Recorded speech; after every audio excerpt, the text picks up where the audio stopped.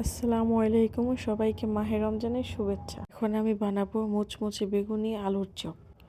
প্রথমে দিয়ে দিব হলুদ, তারপর দিয়ে দিব মরিচের গুঁড়ো, তারপর দিয়ে দিব ধনে গুঁড়ো, দিয়ে দিব স্বাদ মতো লবণ, তারপরে দিয়ে দিব 1 চা চামচ কর্নফ্লাওয়ার আর 1 চা চামচ চালের গুঁড়ো।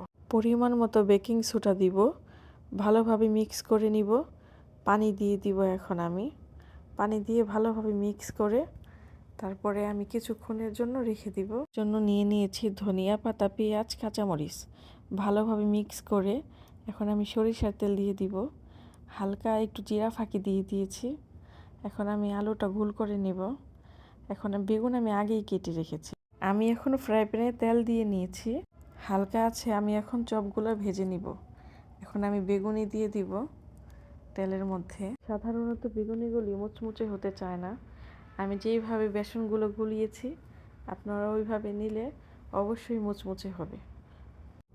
বুটের বেসন দিয়ে ভাজলে বেগুনি সবসময় মুচমুচে হয়। অন্যদিন তোমাদেরকে দেখিয়ে দিব কিভাবে বুটের বেসন ঘরোয়াভাবে বানানো হয়। আর এরই মাঝে তৈরি হয়ে গেল আমার মুচমুচে বেগুনি ও আলুর চপ। এইভাবে বানালে অনেকক্ষণ পর্যন্ত মুচমুচে থাকবে।